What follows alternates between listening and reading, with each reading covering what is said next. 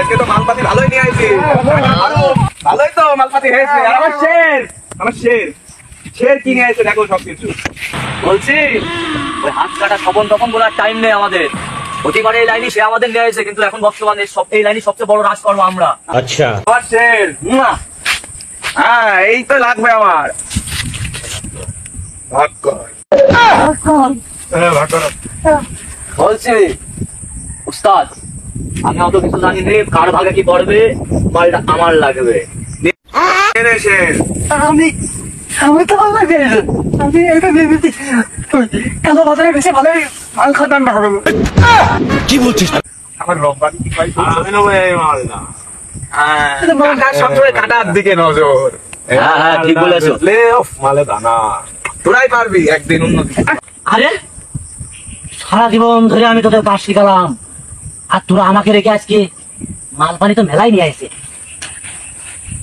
কি অবস্থায় আজকে আমি দেখছি তোরা কিভাবে উস্তাদকে রেখে এত কিছু নিয়ে চলে যাস।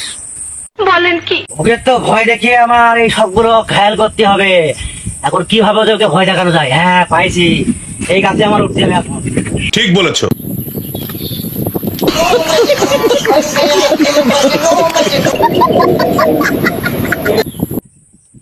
আচ্ছা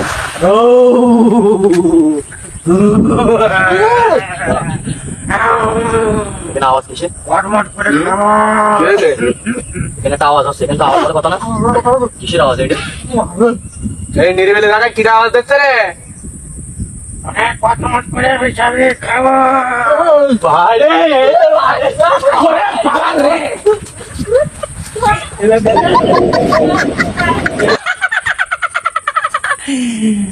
সব মালবাড়ির দ্বারা একেবারে চলে গিয়েছে, এখন সবকিছু আমি নেবো। এইরকম টেকনিক না থাকলে কি হয়, কাম করলো আর একজন আর সবগুলো পাচ্ছে আর একজন। আমি থাকলে বলি